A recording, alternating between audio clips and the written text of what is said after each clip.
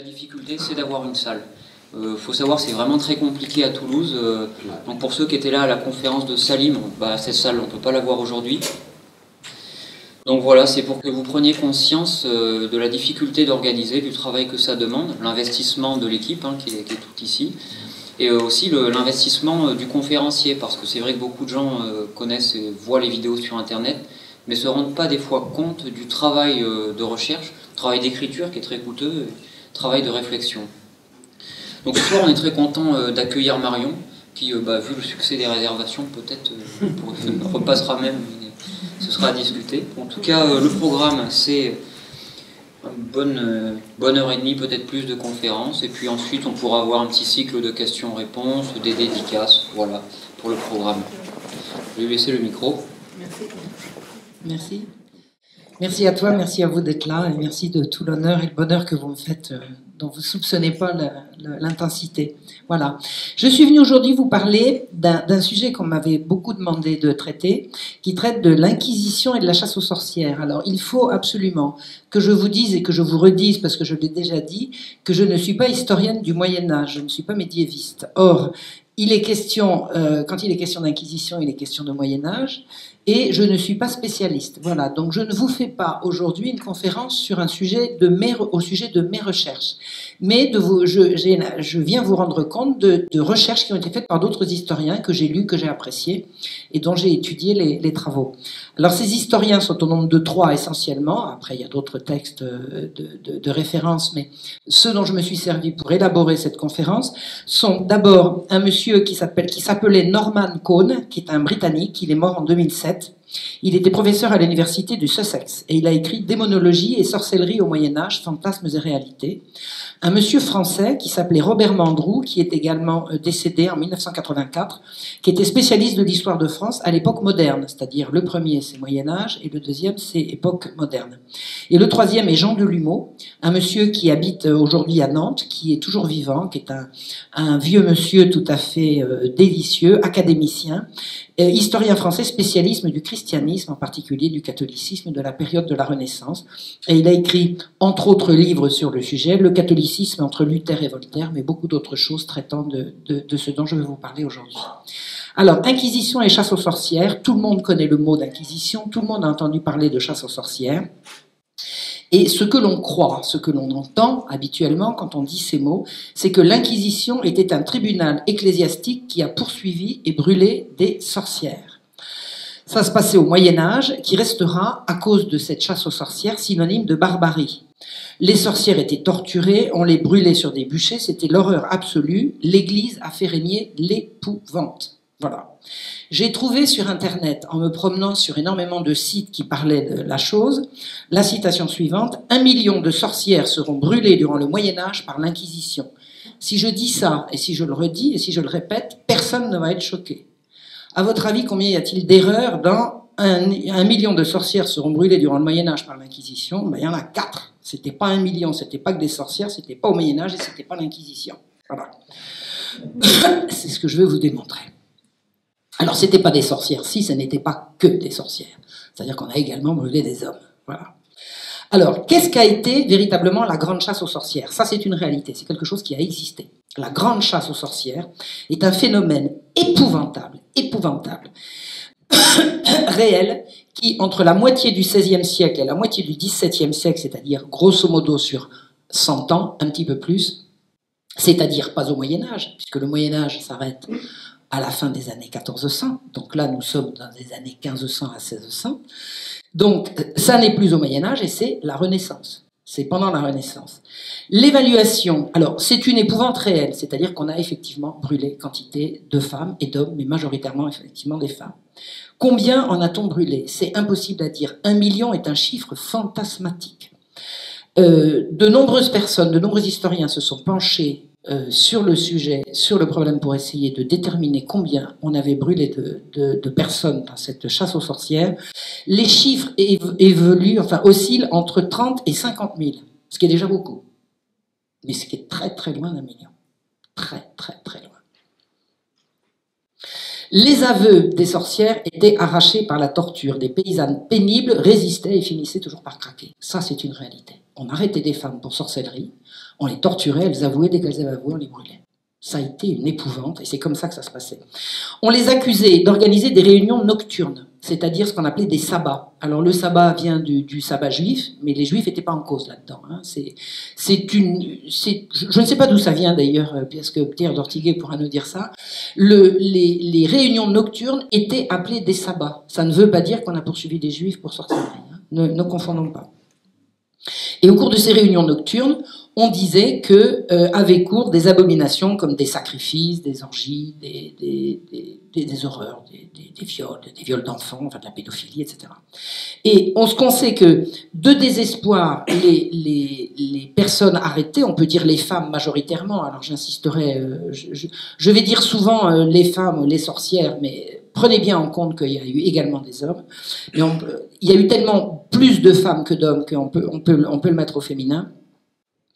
Elles étaient tellement désespérées des pressions qui avaient lieu sur elles que non seulement elles avouaient tout ce qu'on voulait, mais il y en a beaucoup qui ont reconnu, qui dénonçaient les autres. C'est-à-dire que pour faire cesser la torture, on reconnaissait absolument n'importe quoi.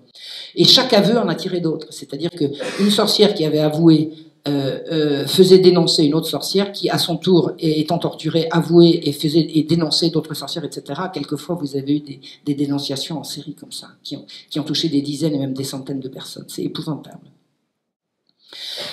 Au début, la chasse aux sorcières a touché des paysannes, c'est-à-dire que c'est un phénomène qui s'est manifesté dans les campagnes, loin des villes. Et avec le temps, les affaires de possession, les affaires de sorcellerie sont passées à des affaires de possession dans les villes. Plus on approche du règne de Louis XIV, et plus les affaires, Louis XIII, Louis XIV, plus les affaires de sorcellerie ne sont plus des affaires de femmes possédées que l'on va brûler pour possession, mais de femmes possédées qui vont faire brûler des hommes dont elles disent qu'elles sont possédées. Hein. Et c'est le glissement de la sorcellerie de la campagne vers les villes. Au début, les femmes sont victimes, et avec l'évolution, elles vont devenir bourreaux.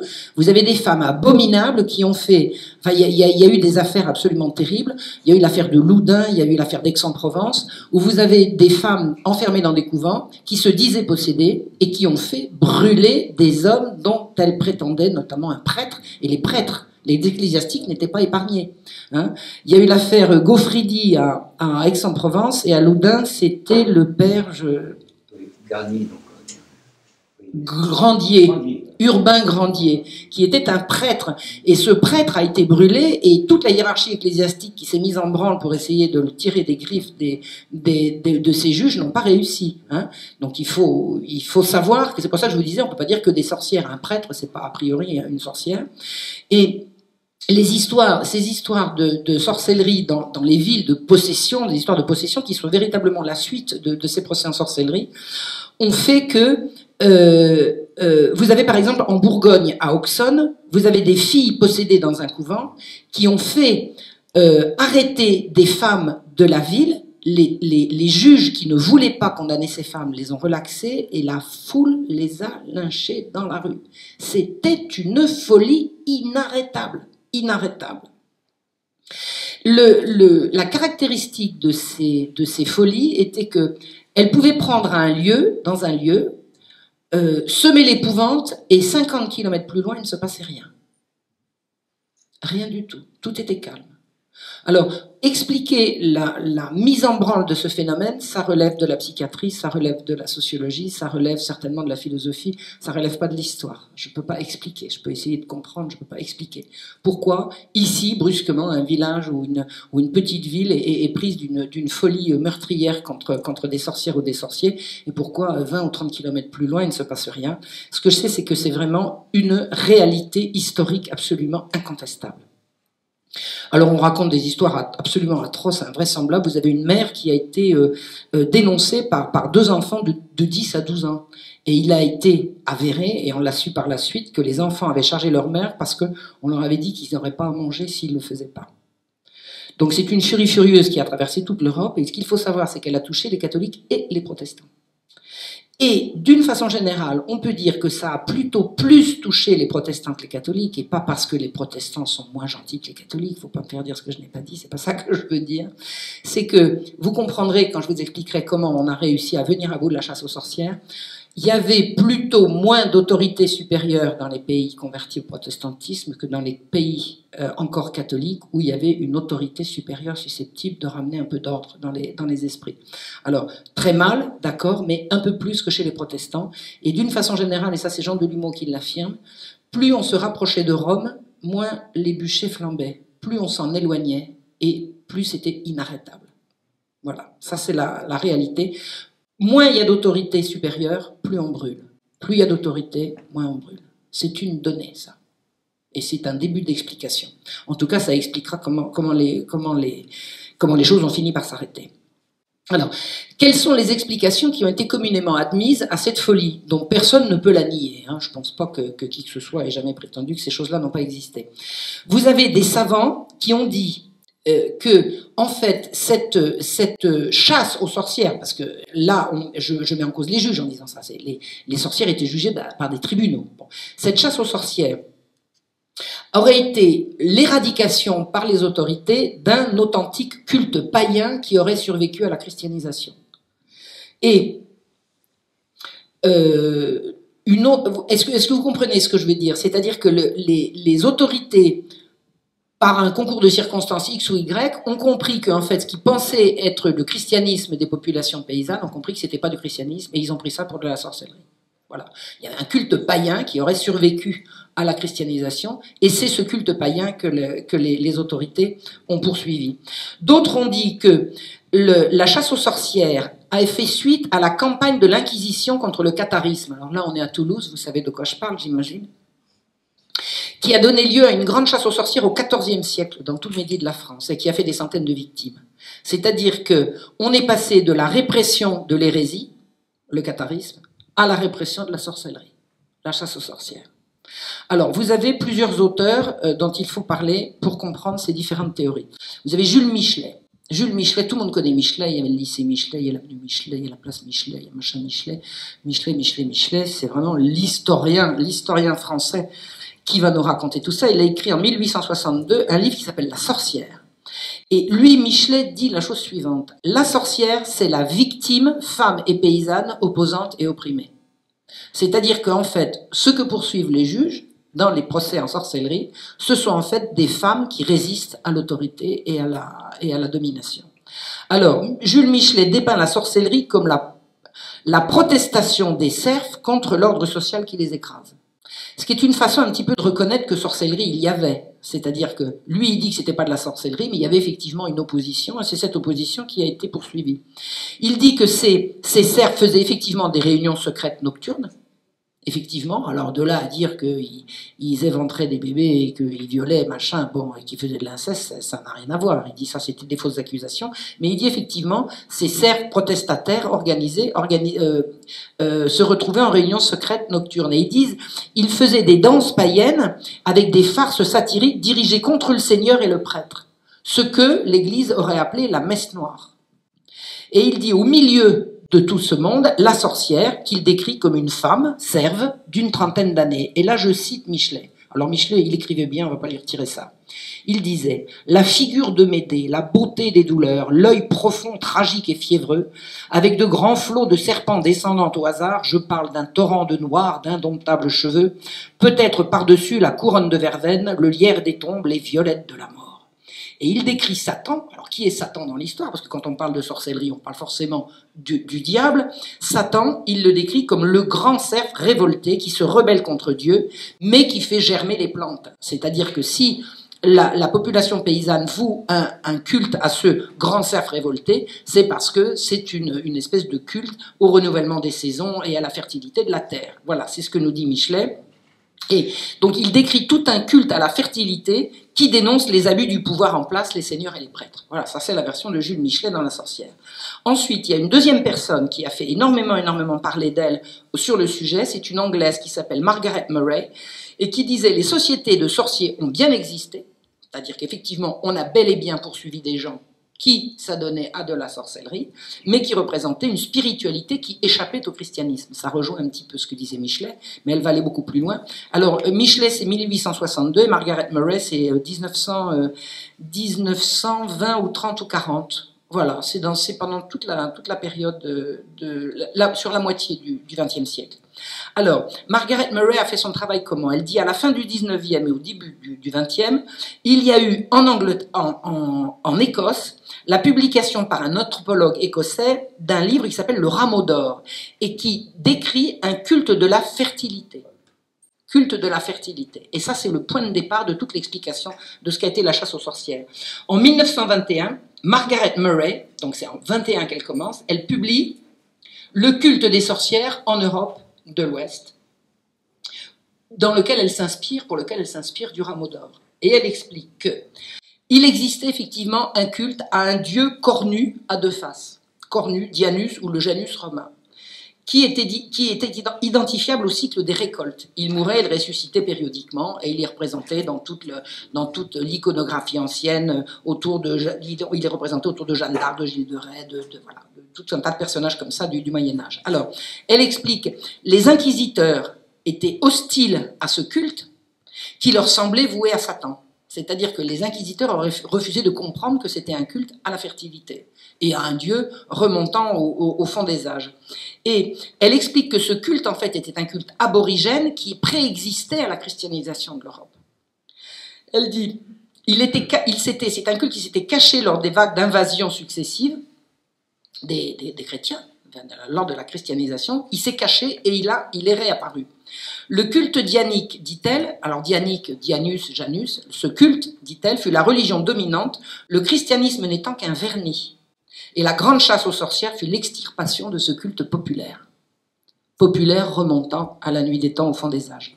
Alors elle explique, un peu comme a fait Michelet, qu'il y avait des rites de fertilité, des danses, de l'érotisme, alors il y a beaucoup de revendications d'érotisme dans les affaires de sorcières, des banquets, et qui ont été transformés par des gens qui ne voulaient pas comprendre et qui étaient hostiles, en sabbats de sorciers sous la pression d'une société chrétienne qui était hostile. C'est-à-dire que leur raison d'être était une protestation sociale et la poursuite qui a été faite des sorcières était une poursuite contre cette protestation sociale pour imposer l'ordre existant, l'ordre établi par la chrétienté, par le catholicisme, par la royauté.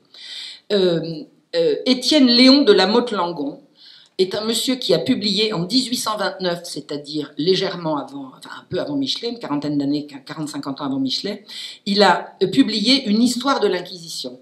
Et il explique, la Motte-Langon explique que ceux qui n'ont pas, les historiens expliquent que ceux qui n'ont pas adhéré à la thèse d'une vraie secte de sorciers retiennent la thèse de Étienne Léon de la Motte-Langon qui dit qu'en fait la chasse aux sorcières fait suite au procès contre les Cathares à Toulouse et à Carcassonne. Donc vous avez deux théories pour expliquer. Vous avez la théorie du culte dianique à la fertilité ou la théorie de toute façon, la chasse aux sorcières a été la suite de la guerre menée par les autorités ecclésiastiques contre l'Inquisition. Alors, la Motte-Langon explique que le premier procès de masse de sorcières résulte de la chasse aux cathares, puisqu'il dit que des centaines de sorciers ont été brûlés à Toulouse et à Carcassonne, et la première femme a été brûlée vive en 1275, c'est-à-dire 30 ans après Montségur. 30 ans à l'échelle de l'histoire, c'est rien. On peut effectivement imaginer que 30 ans après le bûcher de Montségur, si on brûle la première sorcière, ce sont les mêmes qui continuent. Et l'histoire de l'Inquisition écrite par Étienne de la Motte-Langon est vraiment une référence. Il explique que le premier procès collectif a eu lieu en 1335. Collectif, ça veut dire qu'on va brûler des dizaines de personnes à la fois. Il dit qu'en 1350, 400 personnes ont été brûlées vives à Toulouse, dans l'année, et 200 à Carcassonne, la même année. Vous imaginez l'Holocauste, c'est monstrueux.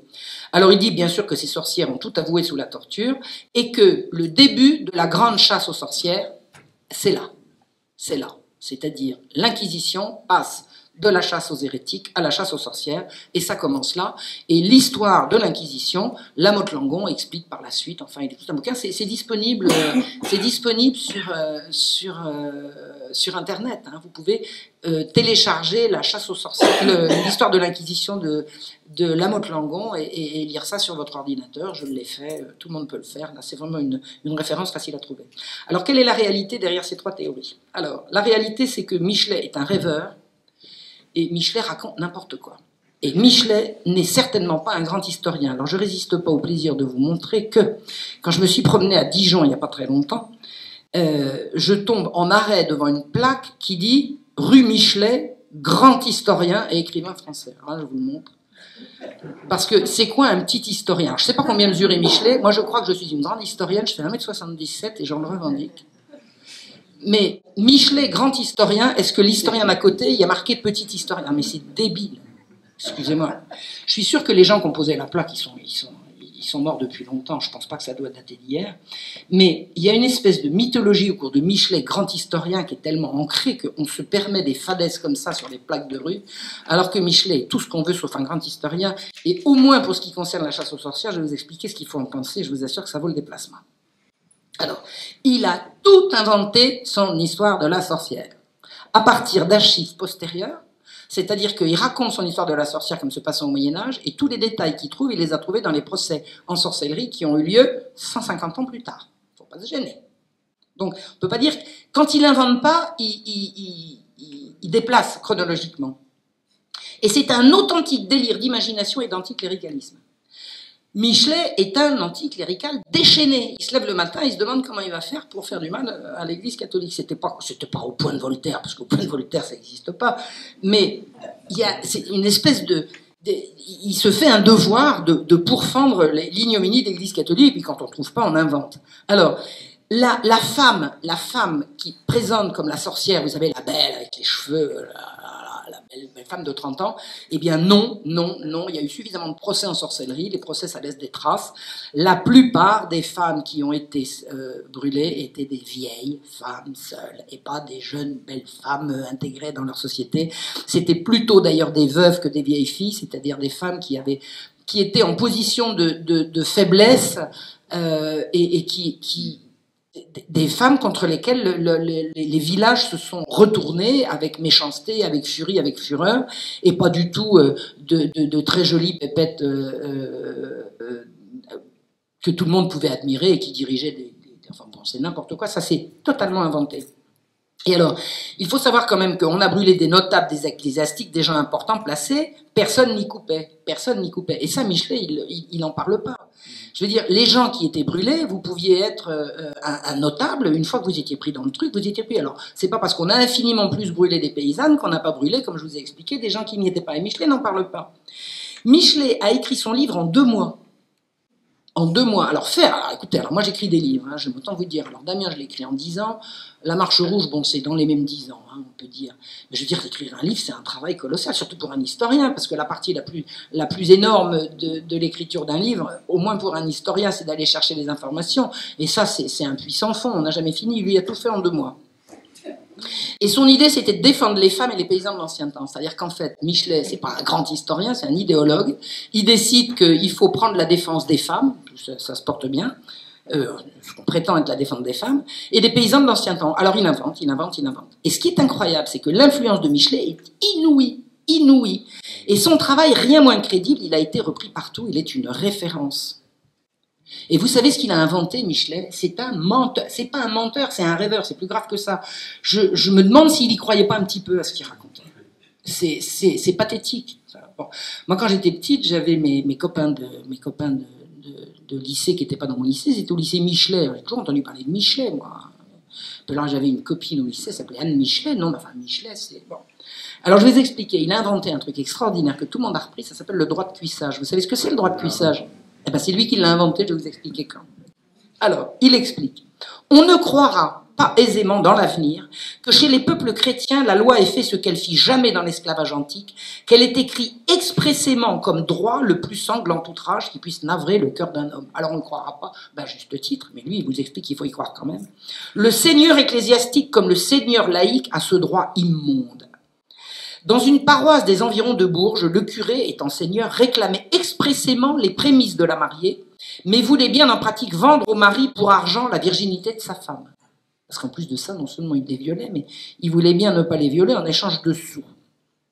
On voit d'ici la scène honteuse. Le jeune époux amenant au château son épousée. On imagine les rires des chevaliers. Alors, on imagine, c'est pas vraiment de l'histoire, on imagine, enfin bon, je continue. On imagine les rires des chevaliers, des valets, les espiègleries des pages autour de ces infortunés. Je retire, comme Michelet, grand historien. La présence de la châtelaine les retiendra, point du tout. La dame que les romans veulent faire croire si délicate, mais qui commandait aux hommes dans l'absence du mari, qui jugeait, qui châtiait, qui ordonnait des supplices, qui tenait le mari même par les fiefs qu'elle apportait, cette dame n'était guère tendre pour une serve, surtout qui peut-être était jolie. Alors toute la meute l'entoure et crie, bâtons et balais travaillent sur lui comme une grêle. On le pousse, on le précipite, on lui dit, vilain jaloux, vilaine face de carême, on ne prend pas ta femme, on te la rendra ce soir, et pour comble d'honneur, grosse, remercie, vous voilà noble, ton aîné sera baron. Chacun se met aux fenêtres pour voir la figure grotesque de ce mort en habit de noces. Les éclats de rire le suivent et la bruyante canaille jusqu'au dernier marmiton donne la chasse au cocu. Cet homme-là aurait crevé s'il n'espérait dans le démon. Il rentre seul. Est-elle vide, cette maison désolée? Non, il y trouve compagnie. Au foyer siège Satan. Mais bientôt, elle lui revient, la pauvre, pâle et défaite. Hélas, hélas, en quel état? Elle se jette à genoux et lui demande pardon. Alors le cœur de l'homme éclate. Il lui met les bras au cou, il pleure, il sanglote, il rugit à faire trembler la maison. C'est tout inventé. Et c'est à partir de là qu'on a inventé que les seigneurs couchaient avec la mariée de leur serf. Voilà. Voilà, c'est bien de faire de l'histoire. Et il a affirmé que ce livre était libre de toute exagération sentimentale et qu'il s'agissait sans conteste du plus véridique de ses ouvrages. Alors je vous dis pas les autres. C'est fou. C'est fou. Ça m'amuse bien faire l'histoire. C'est absolument fou. Maintenant, Margaret Murray, la fameuse British, là, elle a tout faux. Elle a tout déliré. Ce n'est pas de l'histoire qu'elle a fait, c'est du rêve. Elle n'a jamais été historienne, elle n'a jamais fait de travail d'historienne, elle a tout inventé sur des archives qu'elle a arrangées à sa sauce. Elle a effectivement travaillé sur des archives, et les archives, elle les a bidouillées.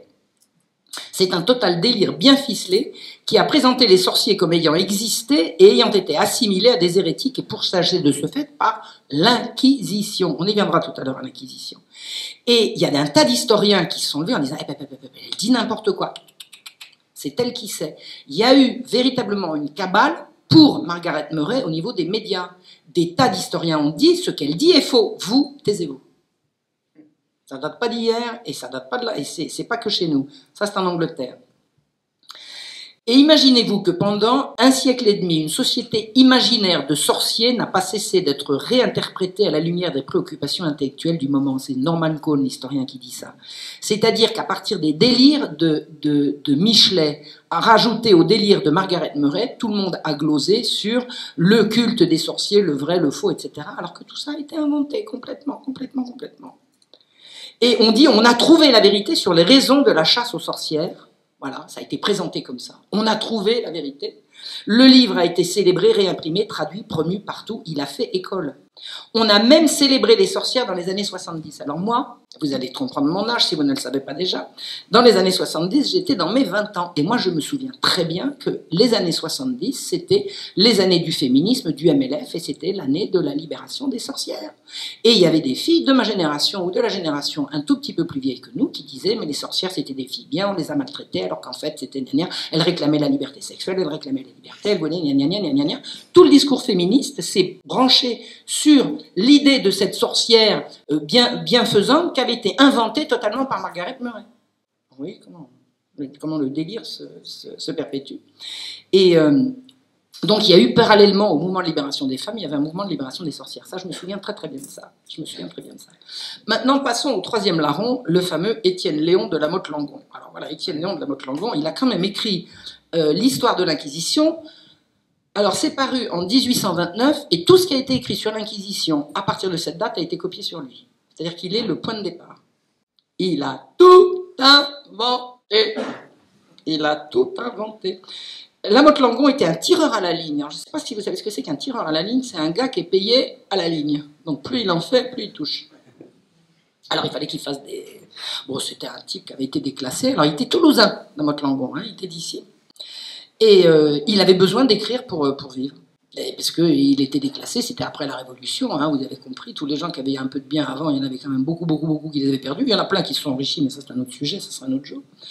Et lui, il avait perdu beaucoup de choses, donc il avait besoin d'écrire pour vivre. Alors il écrivait, puis il se disait, qu'est-ce qui va payer? Oh, bah, contre les curés, alors on peut y aller, contre ceci, contre cela. Puis un jour, il a trouvé qu'en racontant des histoires de supplices, de torture et de machin pour faire avouer à des malheureuses femmes tout ce qu'on voulait, il y avait un public pour ça, les pervers, ça existait déjà à l'époque. Et il a complètement inventé son truc. Alors, ce que nous dit Norman Cohn. Norman Cohn, c'est quand même un monsieur qui travaille véritablement à partir de sources premières. C'est un monsieur qui était anglais, mais il était très très bon en français. Je crois qu'il avait enseigné le français.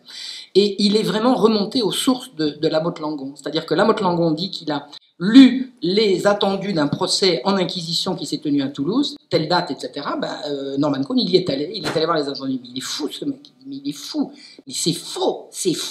Il a mélangé il a fait un faux astucieux. C'est-à-dire qu'il a pris de noms de gens qui existaient vraiment, il a arrangé à sa sauce à partir de choses suffisamment réelles pour brouiller les pistes. Et il faut un historien teigneux comme était Norman Cohn pour remettre les choses à l'endroit.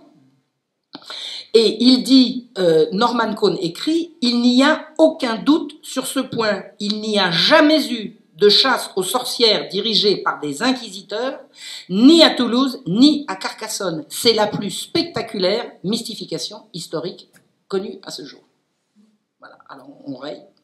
Et alors, pour vous expliquer la glose de Lamotte Langon, il explique que dans son truc, les gens dénonçaient les sorcières. Alors pourquoi est-ce qu'ils dénonçaient les sorcières? Vous allez retrouver, il va y avoir je ne sais pas si Michelet s'est inspiré de Lamotte Langon, mais il y a la griffe, il y a la patte des anticléricaux de ce siècle. Écoutez ça. La malice du bas peuple était extrême à cette époque. Elle provenait en plus grande partie de l'insupportable esclavage qui pesait sur lui. Accablé par le pouvoir du Seigneur, courbé sous les chaînes qui pesaient sous les chaînes de l'esclavage, pillé dans sa fortune, outragé dans sa femme ou dans ses filles, surchargé d'impôts onéreux, de dîmes, de corvées sans nombre, plus maltraité que les bêtes, ne possédant aucune instruction, passant la vie dans les transes perpétuelles au milieu des bois, devant sans cesse maudire ses persécuteurs laïcs et cléricaux, il n'était pas étonnant que son esprit s'occupa à les tourmenter à son tour et à leur rendre en détail, s'il lui était possible, tout le mal qu'on lui faisait en masse. C'est tous les stéréotypes bourgeois sur le peuple de l'Ancien Régime. Le peuple, c'était des abrutis, des esclaves, des gens qui étaient pliés sous les coups. Mais vous imaginez, si la France avait été comme ça à l'époque, c'est pas en 89 qu'on aurait eu la Révolution, c'est quand même 300-400 ans avant. Je veux dire, nos aïeux n'étaient pas courbés sous le joug de l'esclavage. Hein, la France est belle parce qu'elle a été prospère. Il faut arrêter avec cette image de l'ancien temps où nos aïeux étaient à quatre pattes courbés sous les coups. C'est pas vrai, on arrête. Et lui, il fait partie de ces gens qui ont propagé ce genre d'ânerie, ce genre de diffamation, parce que c'est pas défendre nos aïeux que de les faire passer pour des abrutis pareils, si vous voyez ce que je veux dire. Enfin, moi, mes aïeux, comme beaucoup d'entre vous, ils étaient paysans, et je vous garantis qu'ils n'étaient pas comme ça. Donc, en fait, ce que Norman Cohn a compris, c'est que l'inspiration de Lamotte Langon provient de détails de procès en sorcellerie qui ont été menés par Pierre de l'Ancre en 1612, c'est-à-dire 200 ans plus tard, 180 ans plus tard. Donc, il a pris des détails vrais de procès, il a pris des détails vrais de trucs d'inquisition, il a mélangé les noms, il a fait un truc qu'il a présenté, et dont tout le monde s'est inspiré. Ça, c'est ce qu'il faut penser de ce que Lamotte Langon, de ce que c'était que les procès, de l'histoire de l'Inquisition telle que présentée par Lamotte Langon. Donc tout s'écroule. Tout s'écroule. Tout ce qu'on croyait savoir, pif, paf, il n'y a plus rien. Alors c'était quoi? D'abord, il faut que je vous explique, comme on parle tout le temps d'Inquisition, et Lamotte Langon plus que les autres, puisque lui, son histoire qu'il a écrite, c'est celle de l'Inquisition. L'Inquisition, c'est deux choses. C'est une Inquisition avec un petit i, et c'est une Inquisition avec un grand i. Il y a l'Inquisition majuscule et une inquisition avec une minuscule. Avant l'inquisition, comment se passait un procès? Les gens étaient soumis, la justice passait par la procédure accusatoire. Ça veut dire qu'un individu privé portait plainte. Et il y avait énormément de cas dans l'ancien temps de plaintes pour maléfice. Ça, il faut savoir que les gens se plaignaient que tel et tel lui avait jeté un sort. Vous verrez la différence entre la sorcellerie et la magie, on en parlera tout à l'heure, mais il faut comprendre que des gens avaient à se plaindre de maléfices. Et tout le monde y croyait à l'époque. Et ça remontait à la nuit des temps, ça a toujours existé. Le plaignant devait apporter des preuves de ce qu'il avançait. C'était la procédure accusatoire, c'était l'accusateur de faire les preuves de ce qu'il avançait. S'il n'arrivait pas à convaincre, il devait réparation à l'accusé et risquer la peine qu'il demandait. C'était le talion. Et le talion était censé décourager la simple malveillance. C'est-à-dire que la justice essayait, malgré tout, de prévenir les abus en tout cas les plus criants. Donc on impressionnait l'accusateur. Quand l'accusé était emprisonné, en attendant le procès, on faisait emprisonner également l'accusateur, pour faire part égale. Et il fallait, pour donner suite à une accusation, que les preuves soient claires comme la lumière de midi. Faute de quoi, on avait recours à l'ordali, le jugement de Dieu.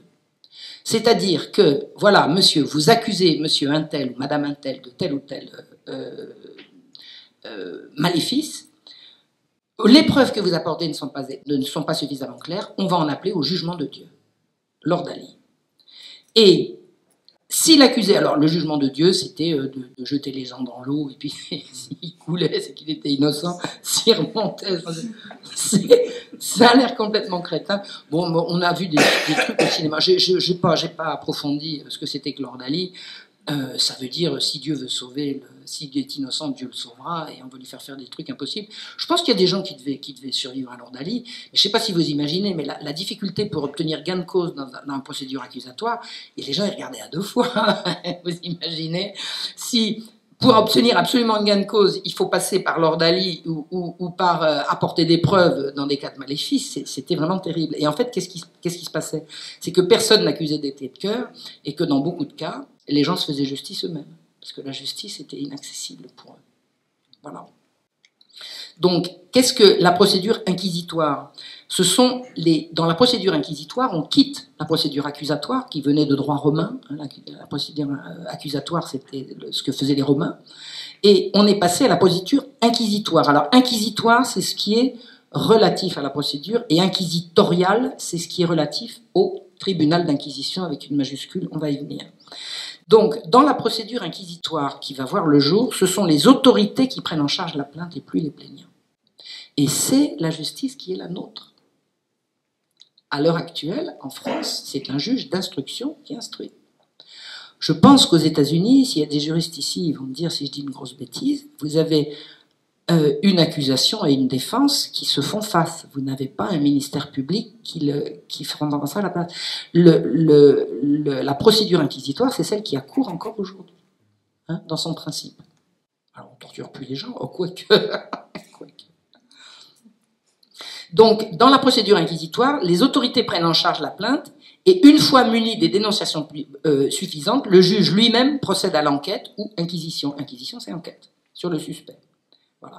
En 1231, le pape et l'empereur Frédéric II ont légiféré contre l'hérésie, et l'inquisition s'est institutionnalisée. Donc vous avez une nouvelle forme de procédure, et en même temps, vous avez un souci concernant l'éruption d'hérésie.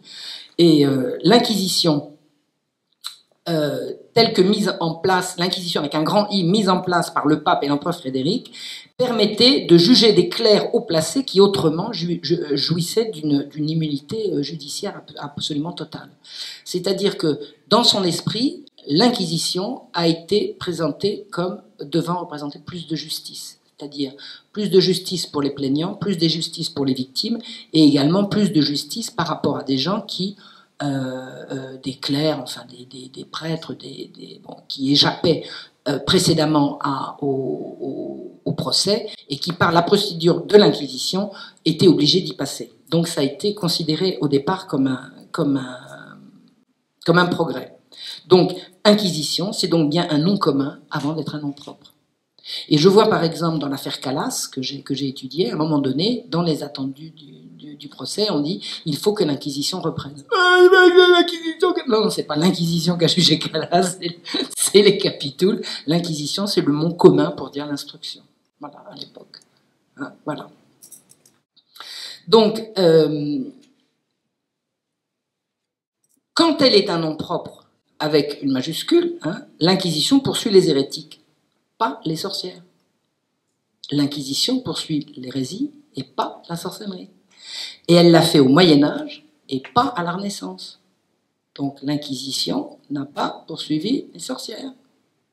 Et ça, personne ne le sait. Enfin si, les historiens le savent. Je pense que Pierre d'Ortillier le sait. Je le vois opiner du chef. Mais l'Inquisition n'a pas poursuivi de sorcières. On va arrêter avec ça. Alors qu'est-ce que c'est qu'une hérésie ? Qu'est-ce que c'est que l'hérésie ? L'Inquisition a fait la chasse aux hérétiques comme l'Empire romain a fait la chasse aux chrétiens. C'est-à-dire que les chrétiens, secte nouvelle dans l'Empire romain qui émerge, qui ne reconnaît pas les codes généraux de la société romaine, représentent un danger pour la société. Et on les pourchasse, on les pourchasse et on les accuse à partir exactement des mêmes fantasmes, on les déshumanise. On les accuse de cannibalisme, d'orgie incestueuse, de pédophilie, etc.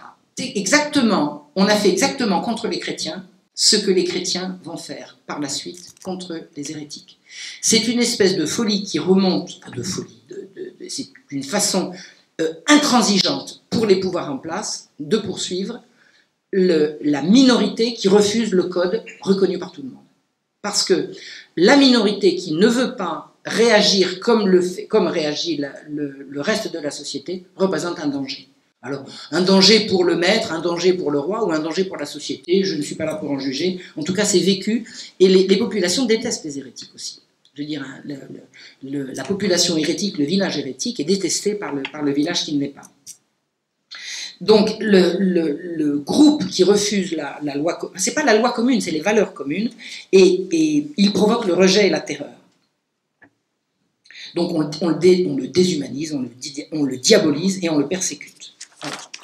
Donc, l'Église et la royauté redoutaient les hérétiques, et la position de la population lettrée était que le diable présidait à leurs orgies nocturnes. Donc, on a fait passer sur les hérétiques ce qu'on fera passer par la suite sur la chasse aux sorcières. Mais ça relève de la même déshumanisation, du même délire, de même ce crime abominable qu'on fait porter à des populations marginales.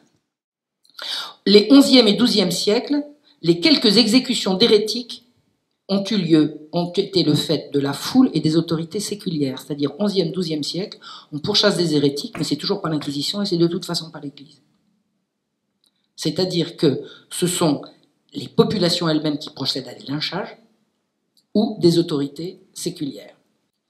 Avant que l'Inquisition s'en mêle, les populations pratiquaient beaucoup de lynchages. C'est-à-dire que faire intervenir l'Inquisition, le tribunal d'Inquisition, le grand tribunal, la Sainte Inquisition, dans des affaires de sorcellerie, c'est pratiquement venir au secours de gens qui, de toute façon, auraient été passés par la furie populaire. Il faut savoir, et vous savez, si vous me suivez un petit peu, j'ai un infini respect pour le peuple, mais je sais qu'il y a des situations dans lesquelles les gens deviennent fous collectivement et qu'on ne peut pas les arrêter. Et ça, c'est une réalité.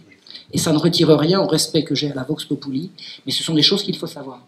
Un peuple qui se déchaîne, pris par une folie collective, est inarrêtable. C'est pourquoi il est de notre devoir d'empêcher les déchaînements. Donc, l'Église a plutôt protégé les victimes de ces exactions tout en condamnant les pratiques divinatoires et magiques. Voilà. Donc, le clergé, lui, essayait plutôt de convaincre, il répugnait à la force, avec quelques exceptions. C'est-à-dire que le clergé, effectivement, des tribunaux d'inquisition ont effectivement condamné et exécuté des gens, mais infiniment moins que ça ne se faisait quand c'était la populace qui s'en mêlait.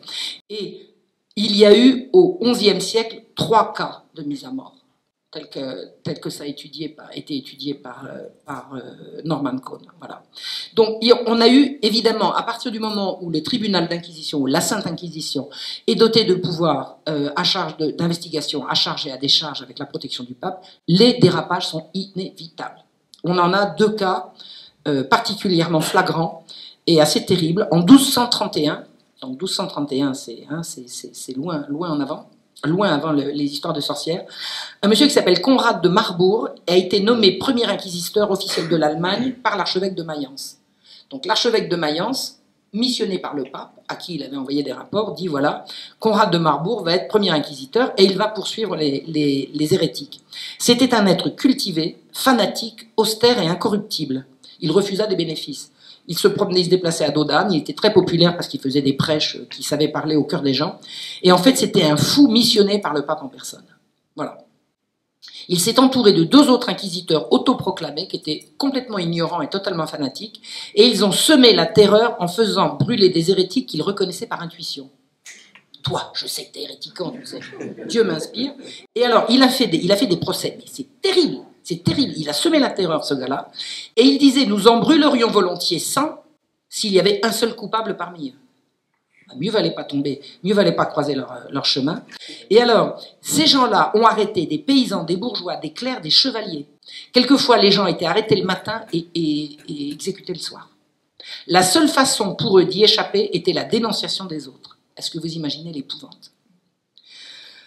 On s'est servi, il y a plusieurs cas qui ont été, alors c'est très documenté tout ça, c'est très très documenté. On se servait de Conrad pour des fins de vengeance personnelle. Un jour, il y a une fille qui est allée le voir en disant ma famille, elle a voulu me déshériter et tout, elle a donné les noms, hop, tout le monde a brûlé, la fille a récupéré son bien. Les autorités ecclésiastiques ne pouvaient pas l'arrêter puisqu'il était missionné directement par le pape. Alors ils disaient écoutez, calmez-vous, Dieu est avec moi, etc. Et il y a eu un jour un synode qui s'est réuni à Mayence pour essayer de l'arrêter. Ils ont pris des décisions, ils sont allés le voir, il les a envoyés au plot. Il a dit non, je continue. Il n'y avait pas moyen de l'arrêter, rien à faire. Un jour, il y a eu un procès de trop. Il a convoqué un seigneur, bon catholique, qu'il était accusé par des témoins de s'être rendu à une orgie nocturne à cheval sur un crabe. Et vous avez des témoins qui arrivaient en disant oui, on l'a vu, il était à cheval sur un crabe et tout. Et ce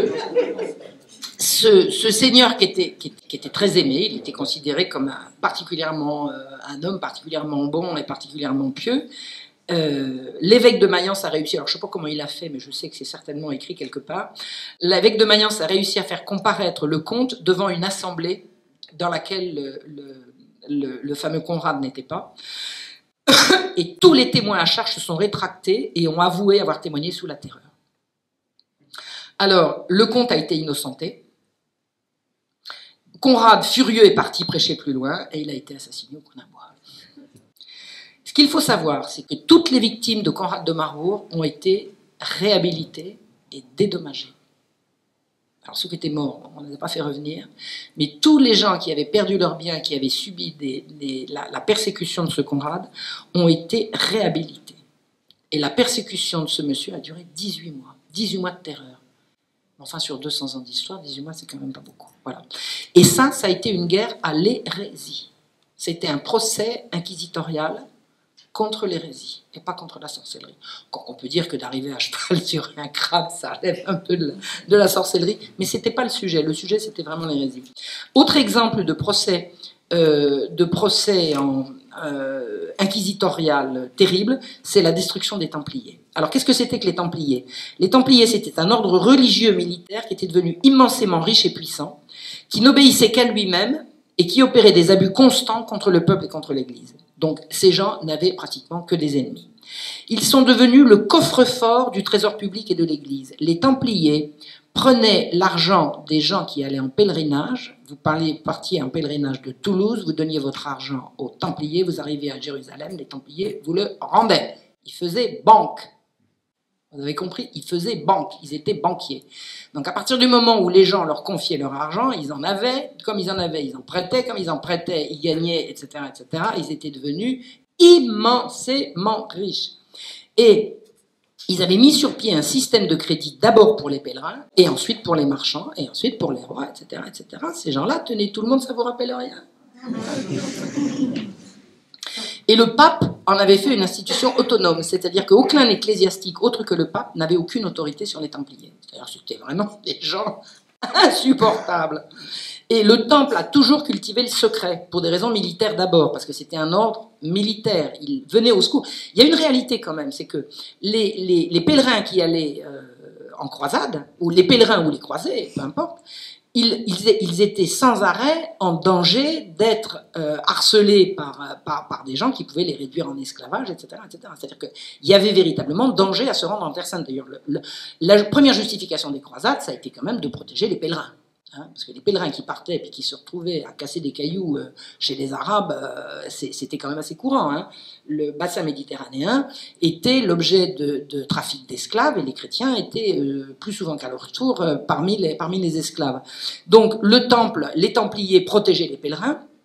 Ils ont protégé également les croisés et ils ont cultivé le secret au départ pour des raisons militaires. Puis après, ils ont fini par faire leur propre loi, ils régentaient tout le monde, les prêtres et les paroissiens, etc. Alors, un petit exemple du genre d'abus que ces gens se permettaient. Une personne qui avait été excommuniée par l'Église, il disait, ben nous, on vous rend les sacrements. Ah bon? ils vendaient des produits hors taxes au détriment des gens de métier. Les gens de métier payaient les taxes. Eh bien, eux, ils avaient suffisamment d'argent pour acheter des grandes quantités, ne payaient pas les taxes parce qu'ils étaient proches du bon Dieu, et ils revendaient hors taxes. Alors, les gens de métier n'étaient pas très, très, très contents. Et ils s'entouraient de pompes et de fastes, c'est-à-dire que quand ils avançaient, il fallait reculer, quoi. Avec leur machin, leur grande cape. Les gens les détestaient, ils se prenaient pour une race supérieure. Ils étaient arrogants, méprisants et tyranniques, les élus, quoi. Vous voyez ce que je veux dire? Il était impossible à tolérer par qui que ce soit dans la société. Ces gens étaient haïs, mais ils étaient extrêmement puissants. Et surtout, ils étaient protégés du pape. Alors pourquoi est-ce qu'ils étaient protégés du pape? Parce que à cette époque-là, la papauté, elle n'était pas au mieux de sa forme et de sa moralité, et on se faisait élire pape beaucoup par des coups de force. Et les coups de force, les Templiers avaient su les rendre. C'est-à-dire qu'en gros, le pape en place leur devait beaucoup. Il leur devait notamment son élection. Donc il les protégeait. Et puis c'est pas très propre, c'est pas très glorieux, mais enfin c'est comme ça que ça s'était passé. Donc le 13 octobre 1307, le grand maître de l'ordre du Temple était à l'honneur aux obsèques de la belle-sœur du roi. Le roi, c'était Philippe le Bel. Et le lendemain matin, 13 octobre, tous les Templiers de France ont été arrêtés. Tous ensemble. Pif paf. Le roi a dit hop. Alors, la raison pour laquelle, ça sera une autre conférence. Alors, ça ne sera pas moi d'ailleurs, il faudrait trouver un médiéviste qui veut bien en parler. Ce que je sais sur les raisons de l'arrestation des Templiers, je l'ai lu dans le livre de Norman Cohn. Un homme avait été offert dans une geôle quelque part avec un ancien Templier. L'ancien Templier, devant mourir, a dit à cet homme des secrets, en lui disant « Je veux que vous sachiez ce que j'ai à avouer avant de mourir ». Cet homme, en sortant de prison, est allé voir le roi d'Espagne en lui disant « Voilà ce que font les Templiers ». Le roi d'Espagne a dit « Pas chez moi ». Cet homme est allé voir Philippe le Bel et lui dit « Voilà ce que j'ai reçu ». Et Philippe le Bel a dit « Je les éradiquerai ». Ce qu'il a dit, je ne sais pas. Mais c'était pas pour avoir des sous, j'en suis persuadé. Mais ça demande des recherches. J'extrapole, je sais que j'extrapole. Je lance des lignes pour que les gens veuillent bien poursuivre les recherches sur le sujet. Donc en fait, la plupart des crimes dont les Templiers se sont reconnus coupables sont exactement ceux que Conrad de Marbourg avait poursuivis de son fanatisme. C'est-à-dire que vous aviez, dans cette affaire-là, dans les Templiers, exactement la même procédure que dans la chasse à l'hérésie. On va accuser les gens de crimes complètement aberrants, on va les torturer, on va les faire avouer, etc., etc. Mais il faut savoir que dans les poursuites judiciaires contre le Temple, l'Inquisition se trouva subordonnée au pouvoir royal. Ça n'est pas l'Église qui a poursuivi les Templiers, c'est le roi de France, et ça n'est pas pareil. L'Inquisition était subordonnée au roi. Pourquoi? Parce que le roi l'avait décidé. C'est pas que l'Église voulait bien, c'est qu'elle n'avait pas le choix. Et les inquisiteurs ecclésiastiques, donc, n'eurent à juger que des Templiers qui avaient déjà tout avoué devant la justice du roi. Donc, une fois encore, on ne peut pas dire qu'un tribunal ecclésiastique a commis des atrocités contre les Templiers. C'est véritablement le roi de France, pour des raisons bonnes ou mauvaises, ça sera un autre sujet. Mais le procès des Templiers a été un procès dans lequel l'Inquisition a servi de paravent pour un procès politique et non pas religieux. Donc,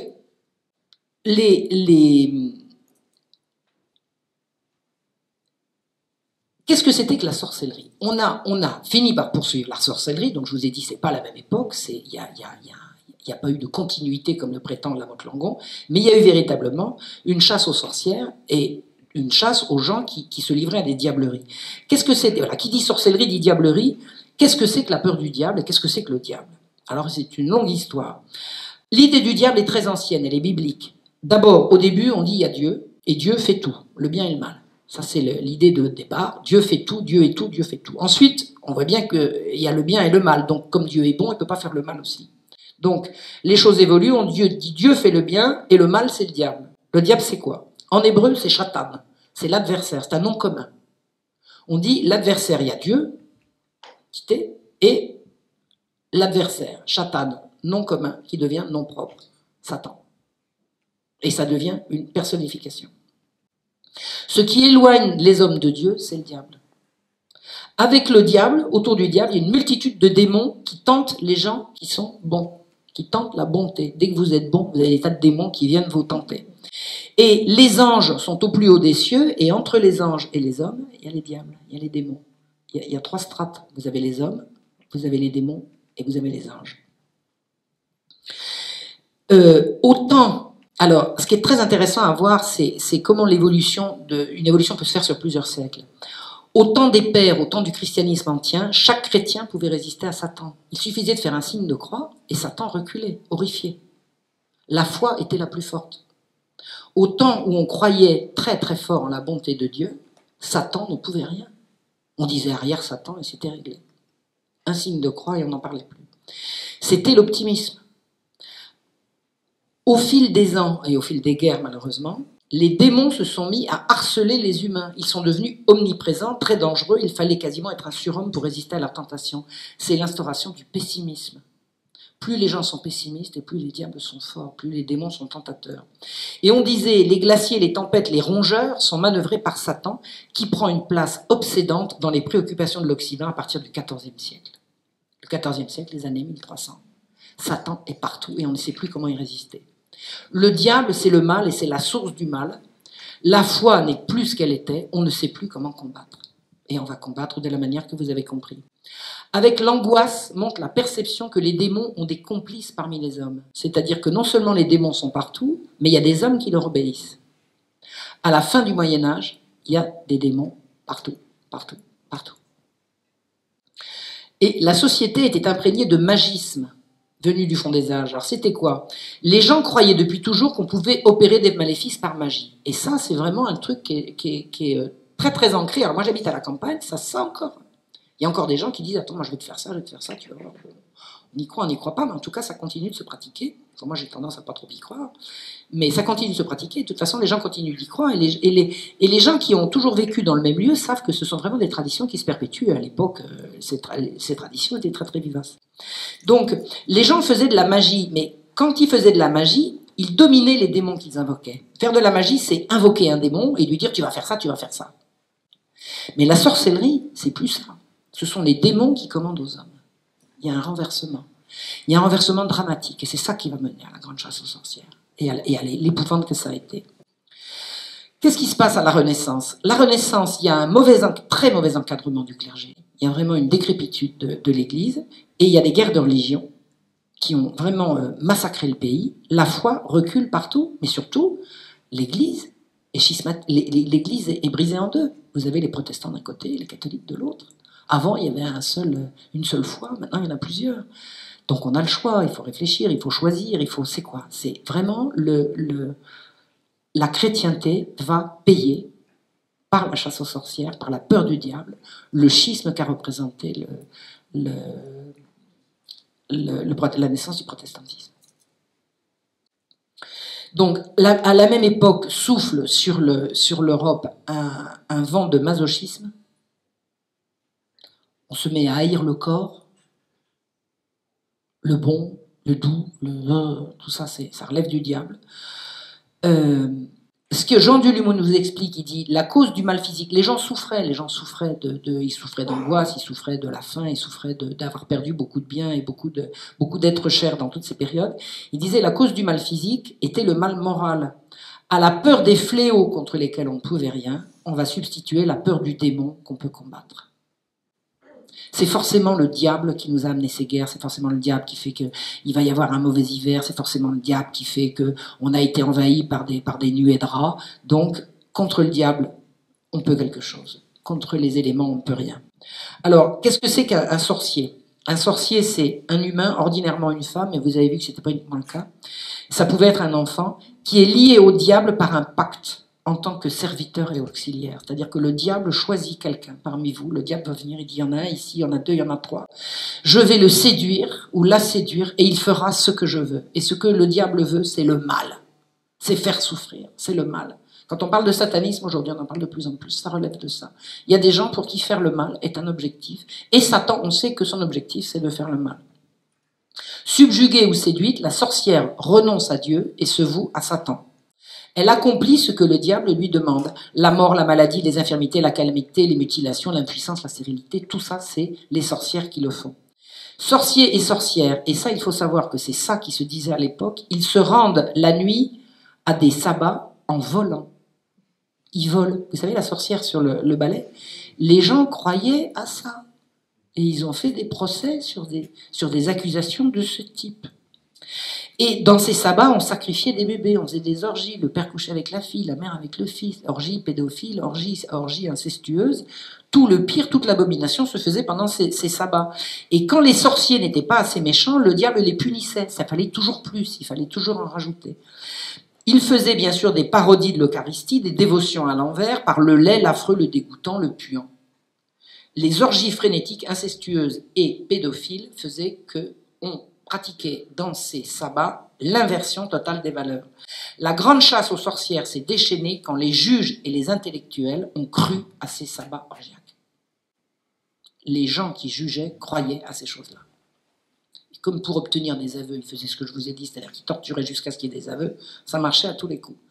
Puisque les juges y croyaient, c'était inarrêtable. La procédure inquisitoriale à disposition, la procédure inquisitoriale permettait qu'il n'y avait aucun frein.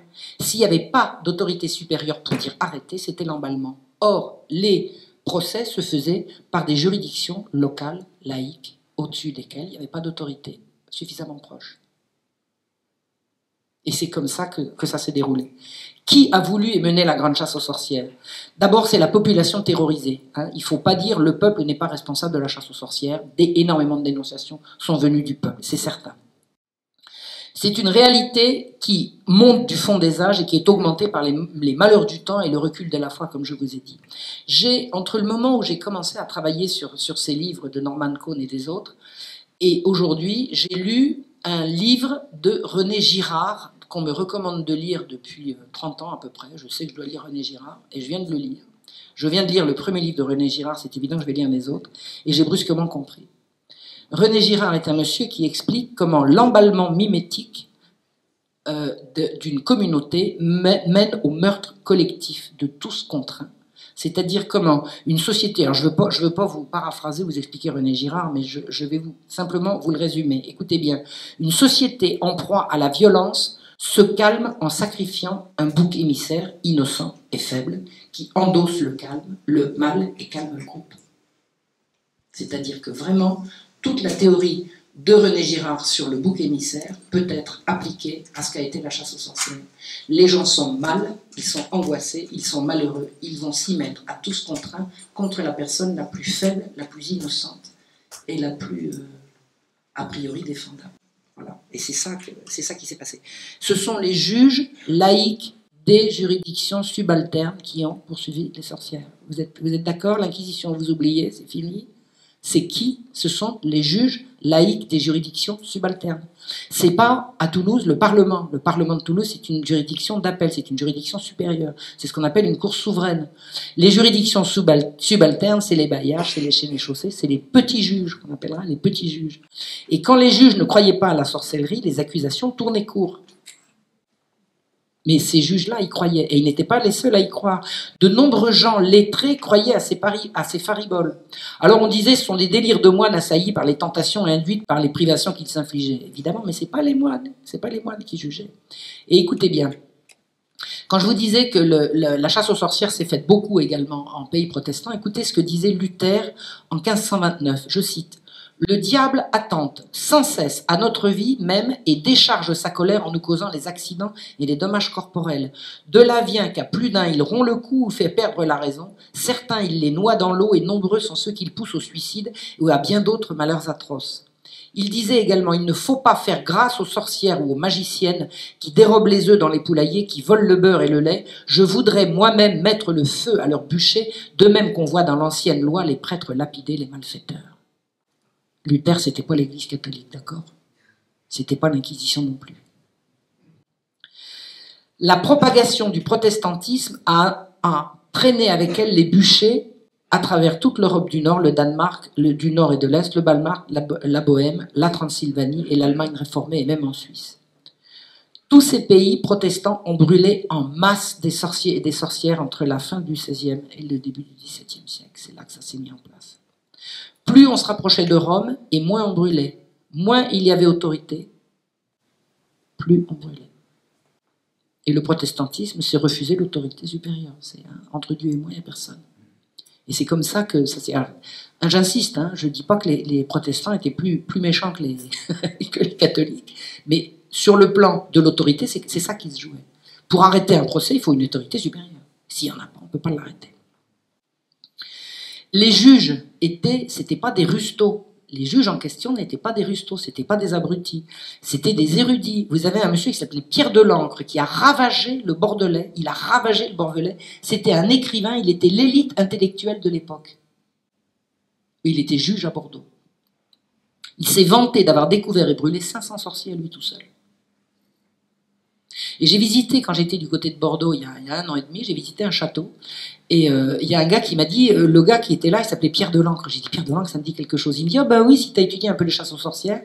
Il a un jour lancé une chasse aux sorcières dans un village, et il a brûlé toutes les femmes, et dont les maris étaient marins, et quand les marins sont revenus de leur pêche, ils n'avaient plus une femme. Alors ils ont essayé de faire la peau de Pierre de l'Ancre, ils l'ont pas eu, mais ils ont essayé quand même. Un savant angevin qui s'appelait Jean Bodin. Jean Bodin, c'est une référence en matière de droit. Hein. S'il y a des juristes ici, ils ont sûrement entendu parler de Jean Bodin. C'était un grand juriste de l'époque. Il a lancé un appel véhément à la répression impitoyable et il était écouté par les juges aux justiciers. Il a écrit Démonomanie des sorciers. Il croyait aux relations charnelles des sorcières avec les démons et il réclamait la torture, l'élimination et les bûchers. Donc ça, ce sont des laïcs intellectuels. C'est pas les rustos, c'est pas les abrutis du coin. Le grand chirurgien... Alors, les juges se disaient, alors tenez-vous bien, ils se disaient indemnes de toute attaque satanique. Parce que si une femme sous la torture disait « Ah bah oui, bien sûr, il y a vous là. Ah non, moi je suis juge. Ma mission est placée sous la protection directe de Dieu le Père en personne. Donc en fait, il voulait pas du mal aux sorciers, il voulait juste les sauver, quoi. C'est-à-dire que quand ils auraient avoué, ils pourraient aller au ciel. Enfin, vous imaginez la tyrannie, c'est effroyable. Et le grand chirurgien Ambroise Paré, qui a été quand même une grande personnalité de son siècle, il disait « Nul ne peut nier que des sorciers, par moyens subtils, diaboliques et inconnus, corrompent le corps, l'entendement, la vie et la santé des hommes et autres créatures. » Si un grand chirurgien comme Ambroise Paré ne peut pas faire partie de l'élite intellectuelle, alors qui? Jean Bodin, Pierre de l'Ancre, Ambroise Paré, qui d'autre? Ces gens-là y croyaient. Ce sont eux qui ont brûlé les sorcières, d'accord? Ce sont eux qui ont brûlé les sorcières. Enfin, pas Ambroise Paré, mais enfin, bon, à tout le moins, il n'a pas résisté. Montaigne se plaignait que dans son entourage, il ne pouvait pas se permettre de douter à haute voix. On n'avait pas le droit de douter. Comment vous doutez? C'est homophobe, vous êtes contre. Là, on remet l'étiquette. Là, à l'époque, vous doutiez de la réalité des sorciers. Comment? Donc, alors, on disait rien, on n'avait vraiment à rien dire, parce que là, il y avait mort d'homme. Hein. Il y avait mort d'homme. Donc, la vague monstrueuse des bûchers grandissait dans les mauvaises années. Qui a empoisonné l'air? Qui a fait geler les vignes? Qui a fait périr les blés? Les sorcières. Et on recommençait. Et progressivement, la chasse aux sorcières s'est doublée de cupidité, parce qu'on s'est rendu compte que petit à petit, c'était de moins en moins des paysannes pauvres qu'on brûlait, c'était de plus en plus des gens qui avaient un petit peu de bien, parce que comme par hasard, les juges y saisissaient. Parfois, les jugements étaient tellement locaux que les juridictions supérieures étaient au courant que des gens avaient été brûlés longtemps après. C'était inarrêtable. Donc, je vous ai expliqué, on a brûlé des prêtres. Louis Gaufridi à Aix en 1611, Urbain Grandier à Loudun en 1634. 1634, ça se rapproche de nous. Hein. 1634, c'est Louis XIII. L'autorité ecclésiastique n'y pouvait rien. Elle n'était pas en cause, et l'Inquisition encore moins. Il faut que ce soit clair. Qui s'est opposé à la chasse aux sorcières? Plein de gens, avec beaucoup de courage. Et croyez-moi, il en fallait, parce que personne n'était à l'abri. Donc vous avez des médecins, des jésuites, la faculté de théologie, des intellectuels, des juges supérieurs, énormément de gens ont essayé de lutter contre cette folie.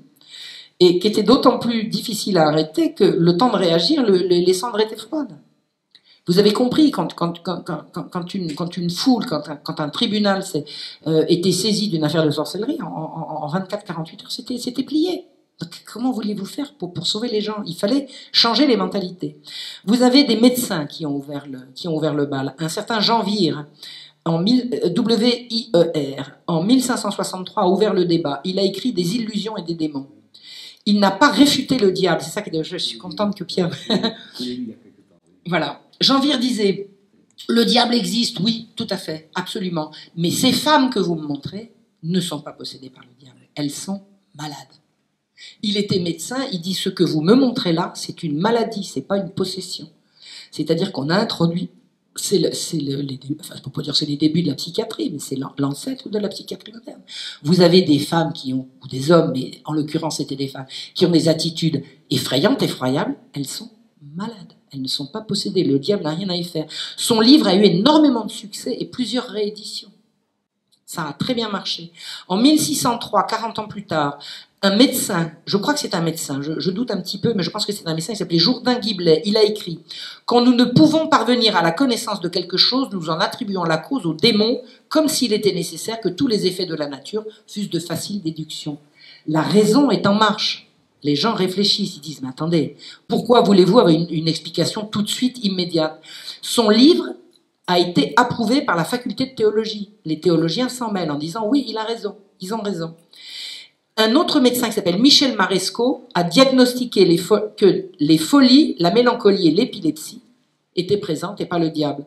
Lui aussi disait croire au diable. Il dit « Moi je crois au diable, tout à fait le diable existe, mais c'est pas lui que je vois là. » Et il écrit « S'il ne faut point d'autres signes de possession du diable que ceux qui sont décrits par les évangélistes, tout épileptique, mélancolique, frénétique aura le diable au corps, et il y aura au monde plus de démoniaques que de folles. » C'est-à-dire que là, on dit « Vous nous décrivez des cas de folie, et pas des cas de possession. » La médecine et la raison essayent d'intervenir en disant « Arrêtez. » En 1631, un jésuite allemand, rhénan, qui s'appelle Friedrich Spee, il écrit un livre pour dénoncer la version française de la procédure. Il dit ce sont des monstruosités. Et comme jésuite, il avait été appelé à plusieurs procès, il en est ressorti épouvanté de ne pas pouvoir intervenir, parce que je vous dis, les juges faisaient ce qu'ils voulaient.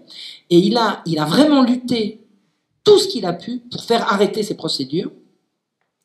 Et il disait en fait exactement comme les médecins, mais avec des arguments théologiques.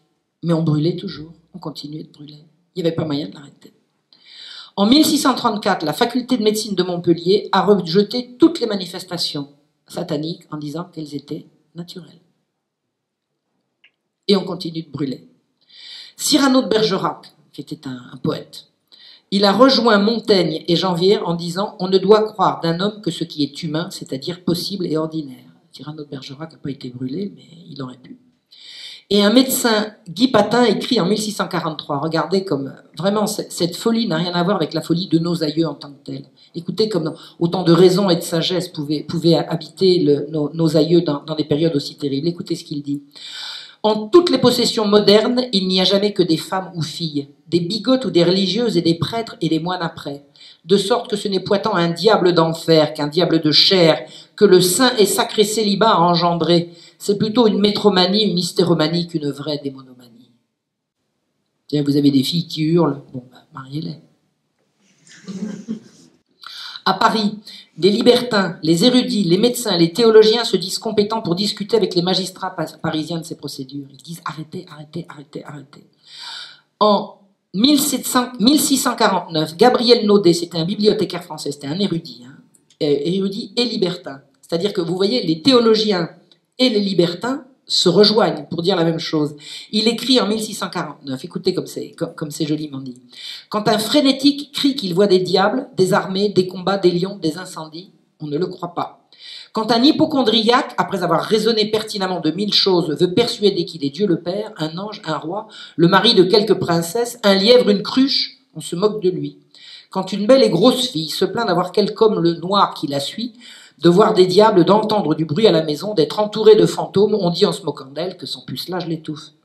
Et pourquoi donc brûler une pauvre femme qui, par maladie, par sottise, par force ou autrement, confessera avoir été portée en moins de rien sur un bouc, sur une fourche ou sur un balai, à des assemblées tantôt éloignées de 100 lieues, tantôt proches de leur village, où elles auront fait 1000 extravagances puériles, ridicules, impossibles, et qui mériteraient mieux qu'on les fît penser ou enfermer aux petites maisons que de non pas les exterminer comme on fait par le feu et par la corde. Et on continue de brûler.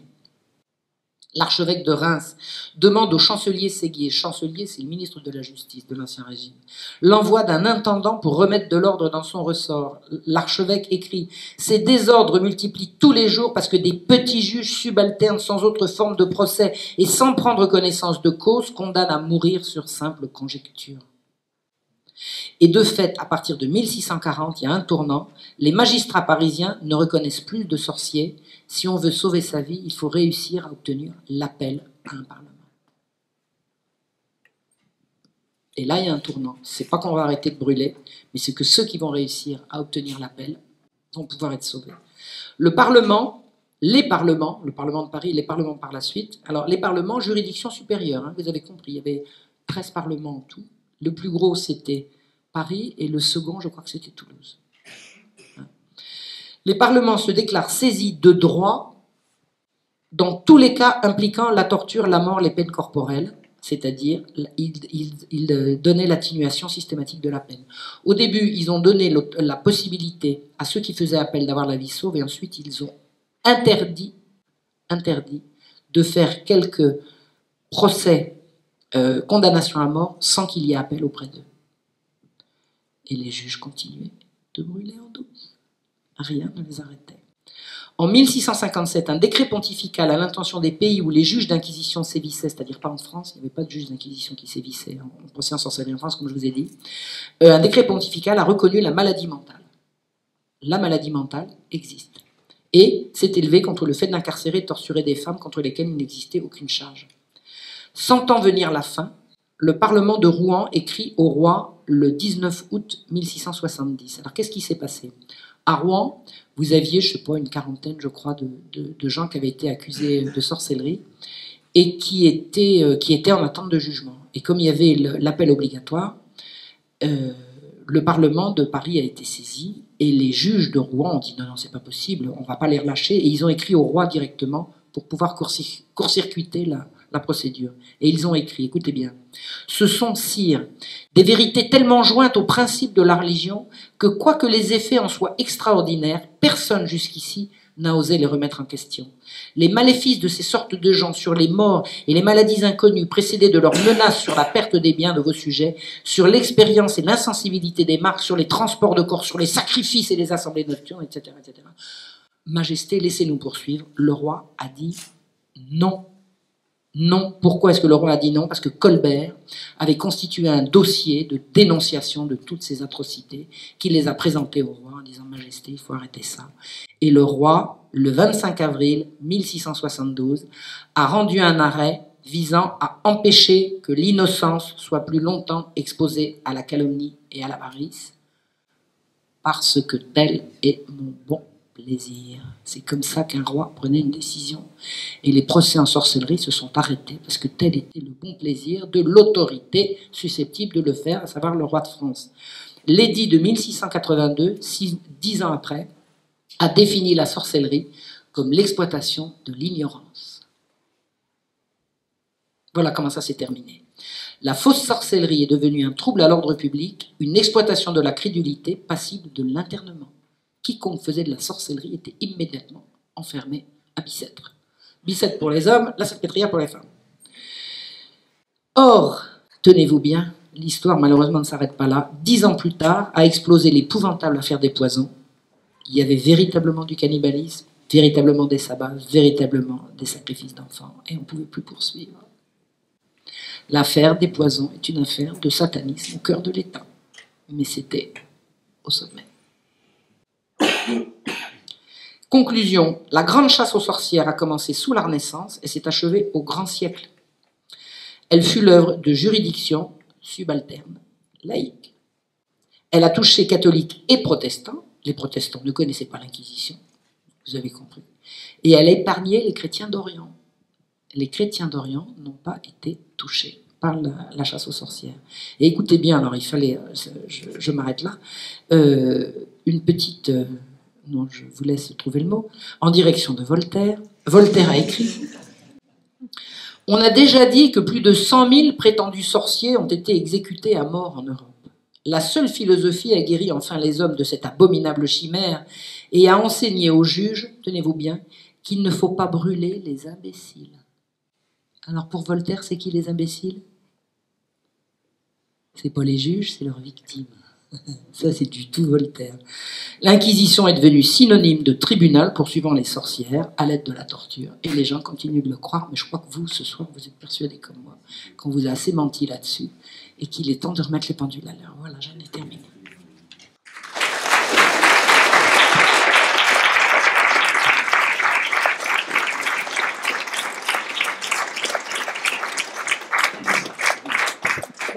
Je suis très flattée que Pierre Tortiguier ait opiné du bonnet d'un bout à l'autre. Je disais, bon, il a lu, je voyais bien.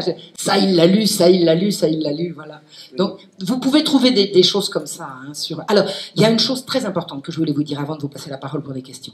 C'est que, comment j'ai découvert la supercherie d'abord de Lamotte Langon, et comment j'ai découvert le travail de Norman Cohn, parce que c'est à partir d'un truc comme ça. Bon. Je me disais, Inquisition, c'est quoi?